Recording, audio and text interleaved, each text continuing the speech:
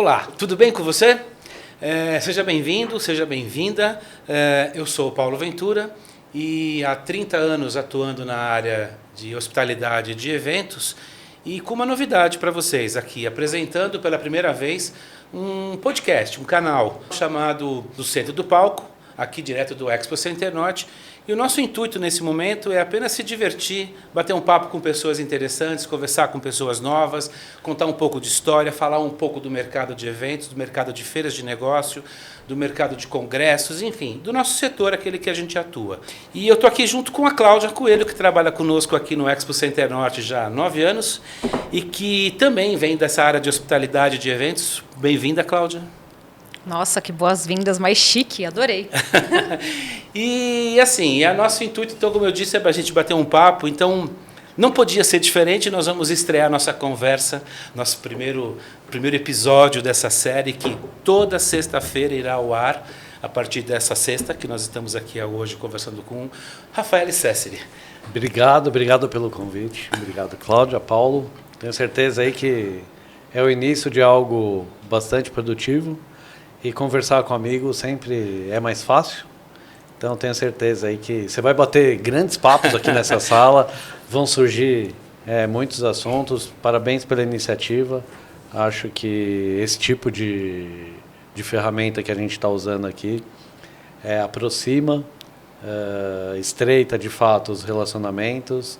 E a gente acaba descobrindo várias coisas que de repente no dia a dia a gente não consegue. E o Rafa, para quem não sabe, é um empresário da área de audiovisual. O Rafa é casado com a Andréia. O Rafa tem 3 filhos, é pai do Antônio, do Bruno e da Giovana, mais novinha, princesa Raspa do Tacho.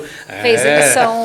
E assim, e uma das curiosidades que eu quero começar batendo papo com você, Rafa, coisas que a gente já conversou em outros momentos, mas que é legal a gente expor um pouco para as pessoas que não te conhecem, pelo menos da nossa área aqui de feiras Sim. E de eventos. Cara, você começa com 14 anos trabalhando na área comercial, na área de vendas. É verdade. Muito cedo. Sim. Depois dali, com 19, você monta um primeiro negócio. O que é esse primeiro negócio? Vamos lá. Bom, primeiro eu comecei realmente muito cedo, mas na verdade, assim, naquela época, já com 14 anos, o meu pai me considerava um potencial, como eu posso dizer, problema. Um vagal. Um potencial 14 problema. anos é muito novo. Mas antigamente não rolava isso. Meu pai começou a trabalhar com 11, então, e a minha família de origem italiana e portuguesa são imigrantes, então desde criancinha a cultura da família era essa. E aí meu primeiro emprego, só para passar rápido, foi estoquista de loja e depois eu fui promovido para vendedor. Então eu recebi um upgrade aí. Caramba. Em vendas com 16 anos e eu fiquei meio que pulando da área comercial. Me apaixonei por computadores naquela ocasião. O que você vendia? Eu vendia roupa. Meu primeiro emprego foi em shopping.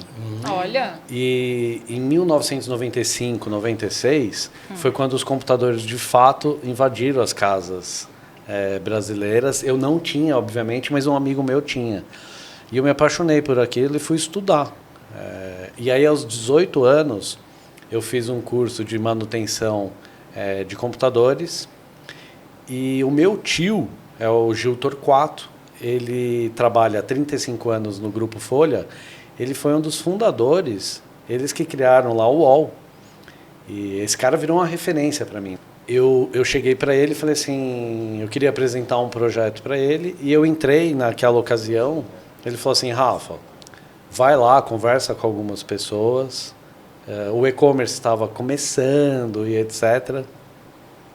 Mas ele virou para mim e ele falou assim, mas olha, tem uma dica que eu vou te dar. Tem conteúdo que pega mais.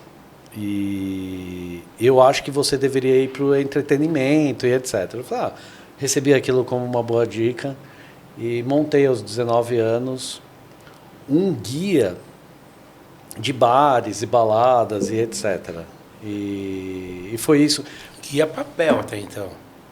Não, era... Já era internet, isso eu tô falando. Vocês são mais novos, Isso, né? isso eu tô falando... eu posso dizer que eu participei do movimento do .com, o que hoje, tudo que virou aplicativo, naquela época Era tudo .com. Era .com e tal.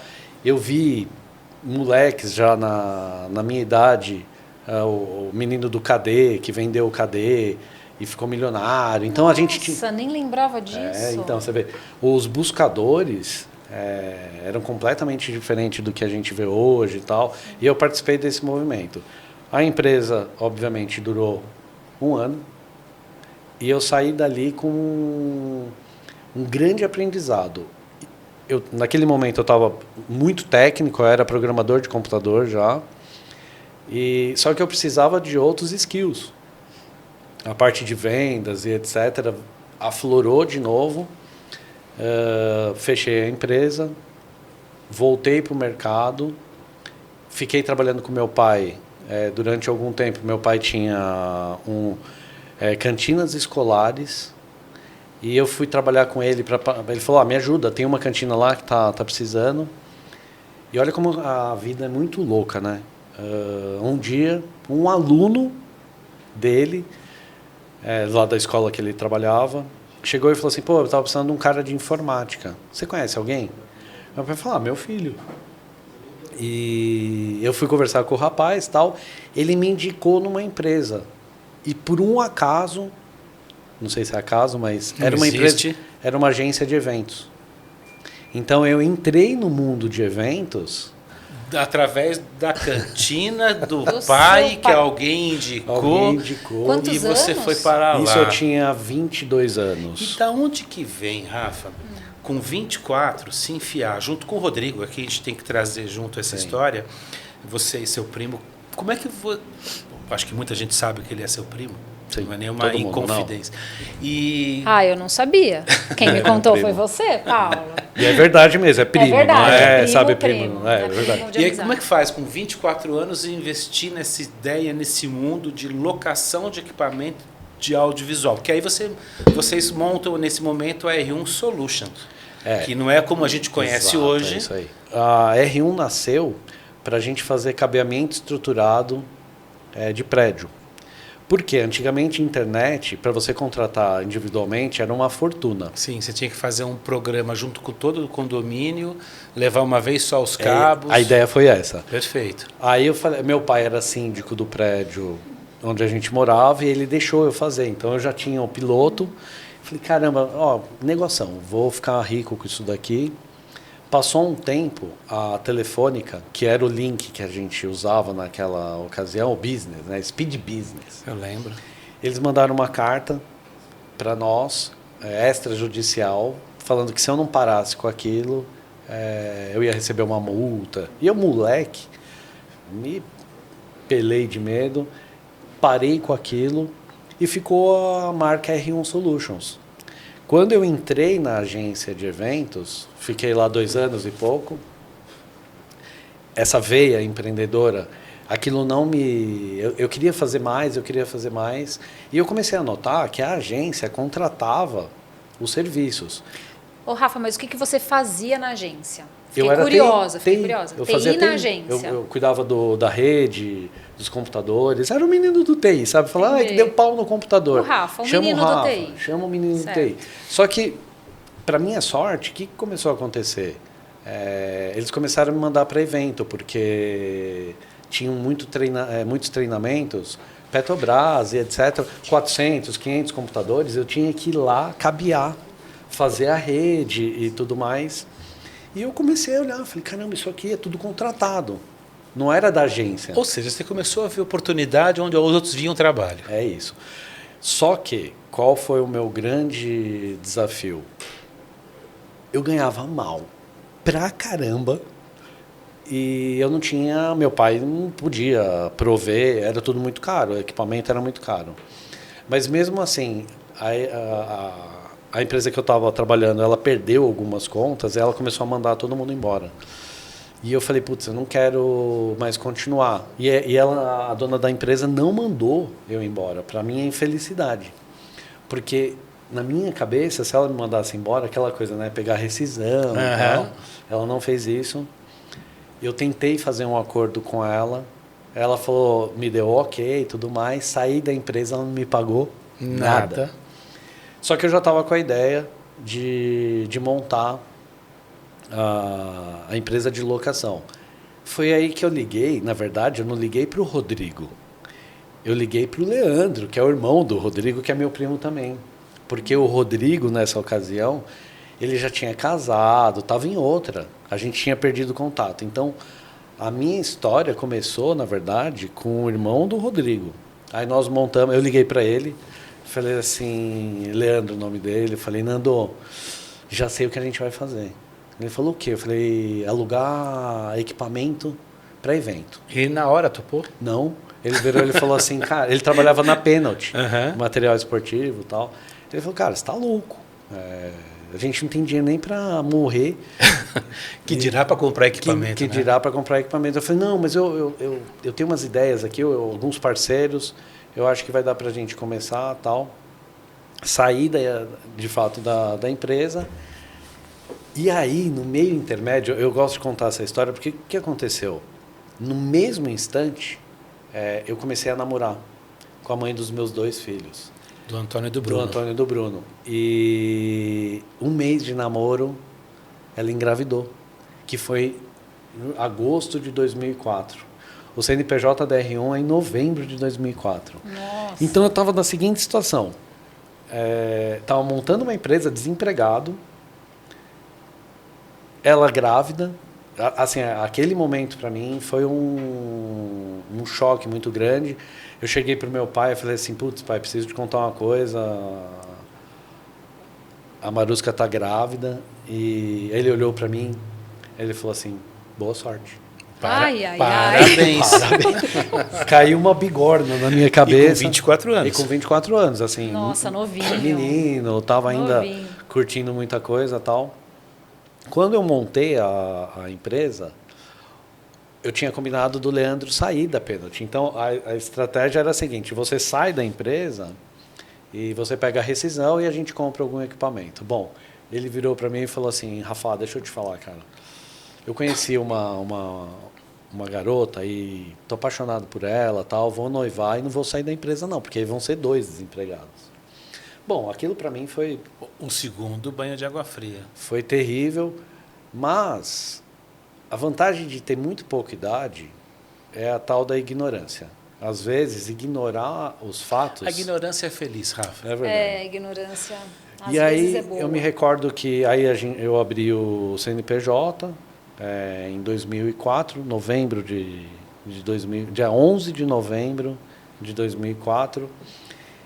E eu saí da empresa que eu estava trabalhando com uma pasta, com um monte de cartões. Montei um escritóriozinho num dos quartos. Eu fui morar com a mãe das crianças e tal. E lá foi o meu escritório. Então tinha um computador, um fax, naquela época, um fax. Olha o fax. E aí eu falei assim, bom, agora sou eu com eu, né? Agora tá por minha conta. E eu demorei... Primeiro dia de trabalho, eu demorei 2 horas para pegar o telefone E ligar para um cliente. Então, hoje, né, eu tenho diversas teorias. Quando eu falo com a equipe de vendas e tudo mais, algumas teorias com relação a esses bloqueios mentais e tudo. Hoje eu enxergo isso, mas eu demorei 2 horas. E aí tem coisa na vida que, sei lá, eu acho que um dia a gente vai descobrir, mas é muito doido. Eu peguei, tomei coragem e liguei para o meu primeiro cliente. O que te bloqueava ali era coragem. Era, né, os processos mentais, eu tremia. Olha que doideira. Eu liguei e falei, oi, tudo bem? Por favor, a Larissa Ribeiro, minha primeira cliente. Ela, até hoje a gente bate papo, eu falo isso para ela. Eu falei assim, tudo bem, Larissa, eu estou te ligando, eu sou da R1 Solutions e eu trabalho com isso, isso e isso. Ela falou assim, você não acredita, ainda bem que você me ligou. Olha. Aí eu falei, sério? Ela falou, sério, eu estou com uma demanda para amanhã. eu preciso de 13 notebooks. Você tem como me atender? Eu falei assim, claro. E você não tinha nenhum, que eu sei. Male, não tinha nenhum. Você o foi meu atrás computador dos ali. amigos, dos outros cartões. Eu desliguei o telefone. Era um mix de felicidade, com desespero. medo e desespero. Desespero. E aí eu saí que nem um maluco, ligando para todo mundo, tal. Tinha uma empresa de locação de equipamento famosa na época. Por um acaso eu conheci o dono, porque a gente sublocava da agência. Tá. Eu liguei para ele e falei assim, preciso disso, disso, disso, disso. Juro por Deus do céu, eu ajoelhei na frente desse cara para pedir. Eu falei assim, você pode acreditar em mim, eu vou te devolver os notebooks e tal. Ele me deu um voto de confiança. Eu subloquei, entreguei os computadores na Orbital, que foi comprada pelo Itaú, uma processadora de cartão de crédito e tal. E ali eu tinha o meu primeiro cliente. E a inexperiência foi tão grande, eu era técnico, que no final do mês, a hora que chegou o DARF para eu pagar, não pagava o que eu vendi. Por quê? Cabeça das pessoas era assim, você comprou isso aqui por 50, se eu vender por 100, 100% de lucro. Não é. É 50% de margem, mais imposto e os custos e tal. Eu falei, caramba, ferrou. Eu fiquei em torno de uns 3 meses que tinha algumas situações que eu pagava o condomínio ou fazia compra de mercado. E com a mulher grávida. Então, assim, não vou falar por sorte, nos 6 primeiros meses, eu peguei a Orbital para atender e, na sequência, como todo mundo tinha sido demitido da empresa, eu fui lá, que era a antiga Latour, que hoje foi extinta e tudo mais, fui lá bater na porta com os ex-funcionários da agência. E todo mundo olhava para mim e falava assim, você está de brincadeira, né, que você tem equipamento. Eu falei, não, comprei, não sei o quê. Então, eu acho que assim, aí me deram a oportunidade e comecei a atender o Santander. No meu primeiro ano... Nossa, você começou com contas boas. Sim, porque... Era o relacionamento. O meu relacionamento. Só que eu acho que assim, se eu posso fazer uma análise hoje do que foi o pulo do gato, foi um só. Coragem. Vou dar um exemplo que acontece muito, é muito típico do Brasil e do brasileiro. Se você pegar assim, pessoal que vem do Nordeste, e é uma curiosidade interessante, e pessoas vêm sem nada, sem família, jogado aqui, o cara batalha. Imagina o que essa pessoa teve que passar de processos e de superação de coisas que, de repente, alguém na zona de conforto, com tudo isso... não tem a mesma necessidade, né? É aquela coisa do vamos à luta, né? Então, mas eu acho que não é a questão da necessidade em si. A questão é da coragem mesmo. Então, o que eu fiz... Eu poderia ter falado para ela, naquele momento que ela falou dos notebooks, falar, não. Muita coisa, não consigo agora. Sim. Então, assim, eu acho que e foi assim na jornada da empresa. Eu só fiz o que outras pessoas não tiveram coragem de fazer. Eu quero fazer uma pergunta sobre inovação.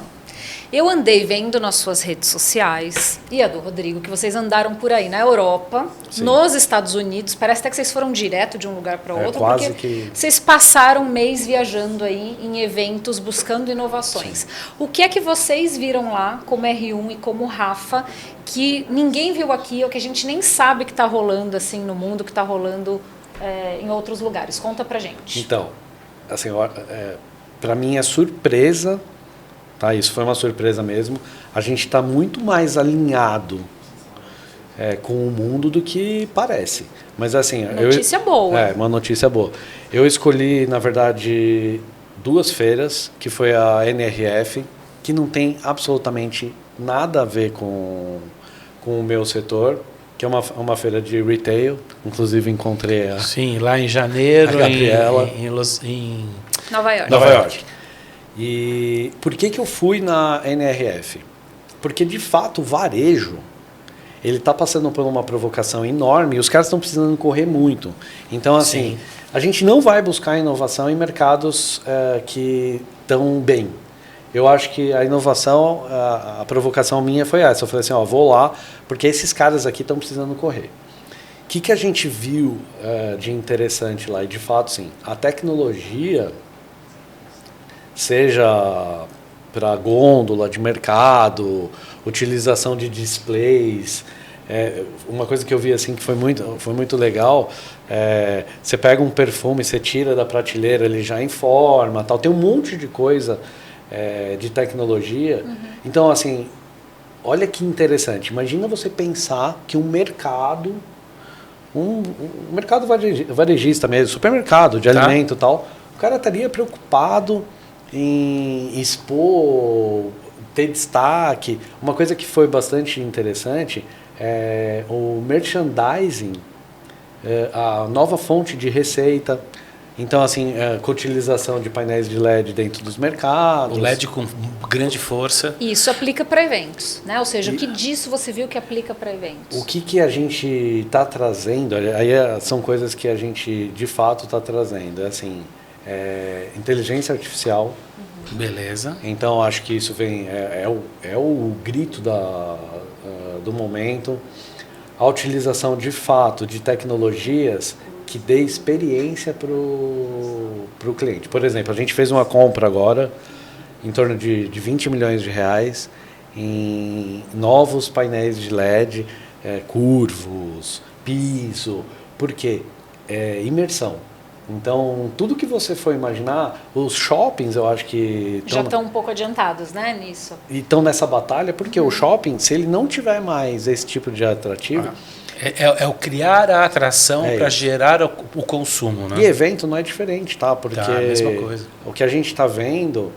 Então, por exemplo, acontecem grandes eventos e eu posso pegar emprestado um evento que é da casa aqui, que é a BGS, que com todos os seus sinão, mostrou pra gente que aquela galera tá indo lá, o cara vai lá para dançar. É uma loucura, vocês sabem disso. Vai lá para passar o dia. Então, e aí passar o dia, a experiência, a jornada que ele tem lá. Tem as ativações das marcas, tem o gaming, tem o console, tem tudo. Né? Não é mais só aquela palestra. E agora tem o console dentro da TV. Então, também. Essa, para mim, foi a grande sacada, a inovação de jogos. Que o Marcelo, que eu tenho uma admiração muito profunda por ele, porque ele foi buscar uma diferenciação, se eu posso chamar uma diferenciação mesmo, um modelo diferente do próprio negócio e não deixou com que aquela mesmice o invadisse. Que é o que você está falando. Mas você fez um comentário, Rafa, quando você esteve lá, que eu vi numa das vezes que você postou, sobre a qualidade de alguns materiais acabados. Ou seja, que a nossa preocupação no Brasil é muito detalhista, Total. é muito cheia de frufru e de mimimis e esquece que, na verdade, o objetivo principal daquilo é gerar experiência. Sim. Conta um pouco, o que você viu ali que te chamou a atenção do tipo, eu não poderia entregar jamais alguma coisa assim, que eu ia ser massacrado, e aqui está tão legal. Eu acho que aí se resume a um único fator. O Brasil, a gente sofre com a sazonalidade. Então, assim, o que acontece com o americano que não acontece com a gente? Lá eles têm demanda.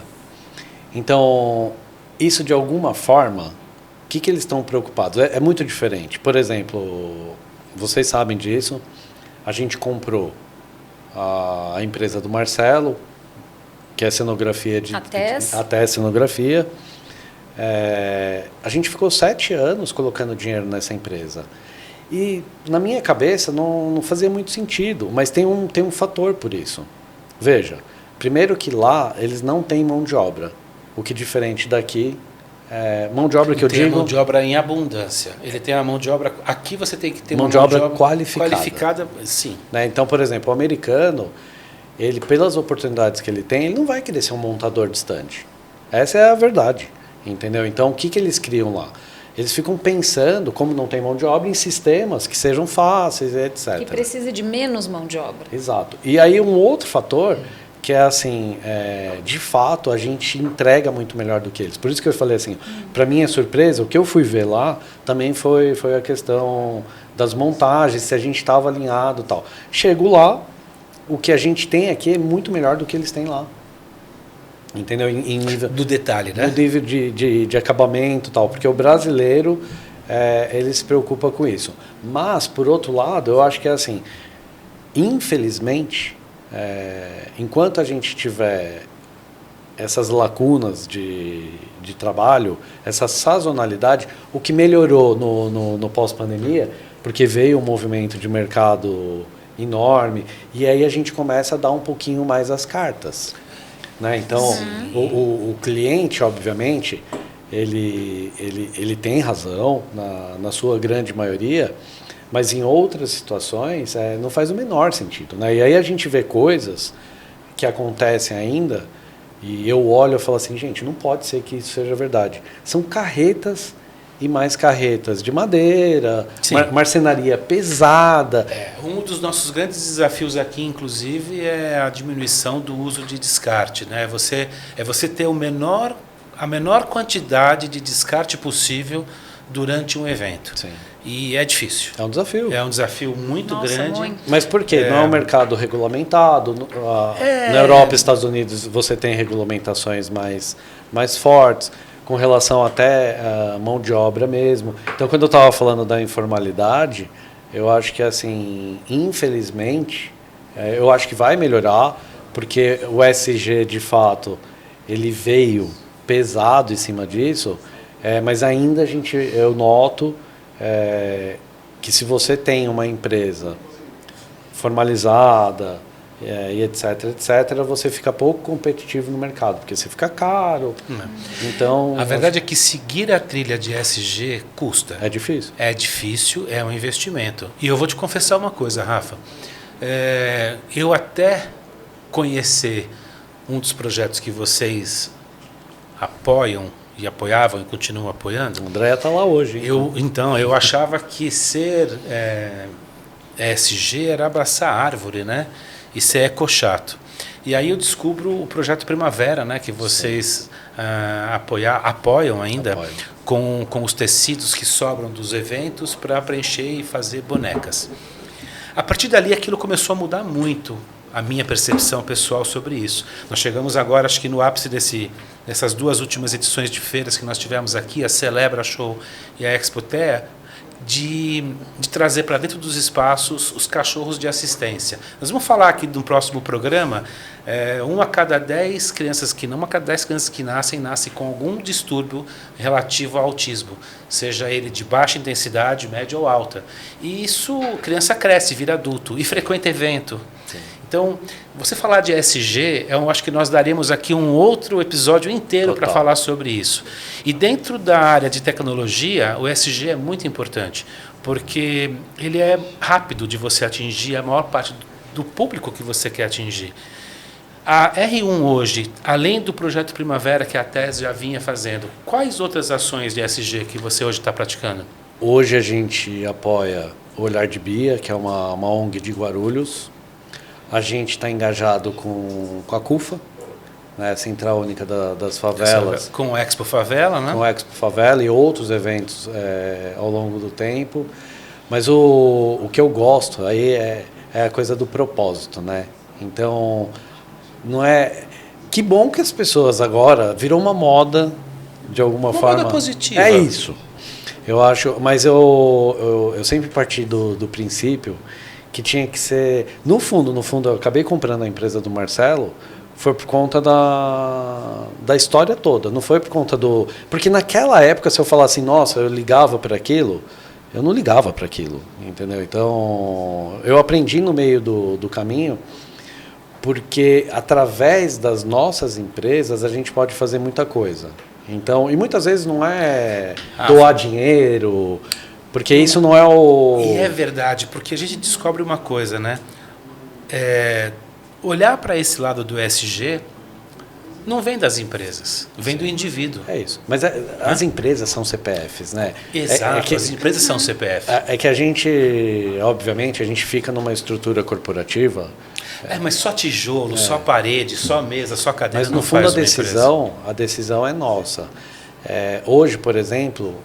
Seria muito mais simples para nós se nós trabalhássemos num conceito de cenografia habitual, tradicional.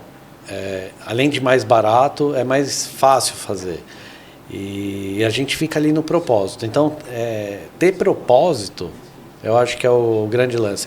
E é dentro da empresa. Por exemplo, a gente trocou todos os nossos equipamentos, a maior parte deles, microfones com a base de bateria, para não usar pilha, comprar equipamentos novos que consumam menos energia elétrica, os caminhões voltados a biodiesel, e já estamos olhando veículos elétricos também. Então, assim, isso tudo e curioso, né? Eu fiquei com uma coisa na cabeça quando eu era moleque. Eu devia estar na 4ª série. Como a escola faz diferença nisso? Eu me recordo de uma professora ficava falando para mim assim: olha, vocês não podem usar água, vai acabar a água do mundo, vai acabar... Hoje eu tenho uma preocupação. E a gente nem entrou aqui para falar sobre outros aspectos do ambiental. Mas assim, você tem o social para olhar, tem o ambiental, enfim. Mas é propósito. Eu também acho. Eu acho que é isso mesmo. Bom, temos tanta coisa para falar, acho que daria para a gente ficar aqui um dia inteiro, né? A gente teria muito mais perguntas, mas a gente quer fazer um ping-pong com você. Vamos lá. Então agora a gente vai Não sei se já fizeram Nós com vamos você no entrar agora podcast. no quadro do ping-pong no centro do palco. Vai lá. Tô com medo. Manda ver, você comanda. Vai Paulo e eu, e a gente vai Não, perguntando. não, vai lá. Não, vamos nós dois, Paulo. Vamos lá. E aí você responde com uma palavra. Tá bom. A gente queria fazer meio estilo Marília Gabriela, mas não, Eu vai achei ser que o era nosso. muito brega, eu falei Tem que assim... pôr o óculos, aí você tem que... Não, eu Coloca fiz com o letra óculos, Paulo, maiúscula pra essa gente parte. começar. Não, põe o óculos e tira. Você assim, tem um charme, né? Tem um charme, vamos Tá lá. bom. Vai lá. Ó, então eu vou falar um livro. O Poder do Agora. Filme? Filme. Caramba. Pode passar, vai. Não, filme. eu quero saber. Um filme. Nossa, Os que te Vingadores, os Vingadores. um que Não. me marcou... Você é menos cinéfilo? Eu não tenho um filme que me marcou, não. Mas eu tenho... Na verdade, eu sou ruim para nome. Eu assisti um filme que, na verdade, era o pai e o filho. Aquele ator famoso... Tá difícil de descobrir isso aí. Um pai e um Caramba. filho, um ator Daqui a pouco a famoso. gente vai pro segredo, né? Daqui a pouco... Olha, você sabe que o filme do É um Segredo filme. me Pronto, marcou tá valendo. bastante. Tá vendo Mas só? depois eu lembro... E aí você Tá bom. conta pra gente, ó. O Paulo me contou que você gosta de jogar videogame. Sim. Então, um jogo de videogame. Gran Turismo, ele sabe disso. Esporte. Vôlei. Nossa! Vôlei, eu apostei que não era, Novidade! Eu fui na escola, eu fui federado. Na minha altura de 1,73, Olha! eu pulava 1,30 m. Eu fui federado, eu joguei no Banespa. Nossa, Olha isso, tá olha vendo só. só? Então eu vou perguntar qual é o seu time de vôlei para o Paulo perguntar o de futebol. Hoje eu gosto do Minas. É um time que... Os mineiros, eu acho que de vôlei, hoje estão... O futebol, Minas já Clube. sei que ele é São Paulino. Já sabe? Não é Tá ninguém bom, São perfeito, eu não vou Paulino. passar Sou São Paulino. eu Tá vou bom. passar adiante, só que frequenta a Arena Corinthians, Will né? Smith. Will Smith. Lembra um filme... Lembro que ele vendia... Como é o nome desse filme? Nós vamos lembrar também daqui a pouco. Aqui. Ele Ai, vendia, gente, esqueci. ele vendia o É o equipamento Caminho da Felicidade. de medicina. Olha, por Não esse lembro. filme É isso foi aí. sensacional. Vamos Vai lá. Caminho da Rafa. Felicidade? Passaram um Acertei, cola acertei. aqui para você, né? Vai. Vamos lá. Uma viagem inesquecível. Olha, por incrível que pareça, foi uma viagem que eu fiz para Lins com o meu filho mais novo, depois que eu me separei. Foi só eu e ele. No resort? Já foi no resort. Com em Lins. termas. Eu já fui para Disney, já fui para um monte de lugar com ele. Aquela viagem foi Inesquecível. um negócio mágico. Agora eu vou perguntar uma coisa de trabalho. Uma tecnologia para eventos. Tecnologia para eventos, painel de LED. Painel de LED. Uma cidade para fazer evento. São Paulo. Um evento para visitar. Easy, sem sombra de dúvidas. Então fala o que é o Easy O para a pessoa Easy que não sabe. é a maior feira do audiovisual mundial, que ocorre em Barcelona. É assim, quem não é do ramo tem que ir lá. Quando que acontece? Ela normalmente acontece no começo, em março, normalmente todo começo de ano. Eu acho que assim, por incrível que pareça, eu visitava a Infocom, que está acontecendo agora, inclusive. E em Las Vegas. Só para vocês terem ideia, o tamanho da Easy, ela pega aqui uns 4 Center Norte. Nossa! Acontece no FIDA Barcelona. Eu quero ir. Combinado? Vamos no próximo? Eu quero ir. Vamos no próximo? Pronto. Vamos no próximo. E é muito divertido, Ô, né? Paulo, eu sei que no ping-pong agora era você, Não, mas manda ver. como o último é mais profundo, é Vai uma embora. coisa, né, mais filosofal aqui, eu vou fazer a penúltima, que é uma experiência única. Uma experiência única é estar com os meus filhos. Que lindo. Para a gente fechar, Vai. se tivesse aqui o poder da máquina do tempo e o Rafa agora fosse transportado para o passado e voltasse lá para os seus 24 anos fazendo a R1 Solution, o que o Rafa de hoje ia dizer para o Rafa lá dos 24 anos para ele falar assim, não faça isso? Puta, posso falar nada. Você faria tudo igual? Eu acho que eu falaria para ele, vai na fé que vai dar certo. Porque eu não me arrependo de absolutamente nada. Até mesmo os meus erros. Porque se eu cheguei aqui, não é só baseado em acerto. Foi porque eu errei também. Eu acho que a gente está aqui nessa vida, no processo de evolução e de acerto e erro. É isso aí. Muito legal. Bom, gente, a gente bateu esse papo aqui longo, com um colega, com um amigo, com um empresário. Obrigado. Rafa, por você ter vindo. Obrigado a você. É o primeiro de uma grande série. A Cláudia vai gente... pilotar alguns, a gente vai pilotar outros.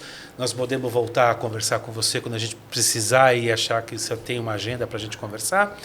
E deixar claro aqui que essa iniciativa desse podcast é uma parceria que nós temos aqui com a R1, aqui no Expo Center Norte.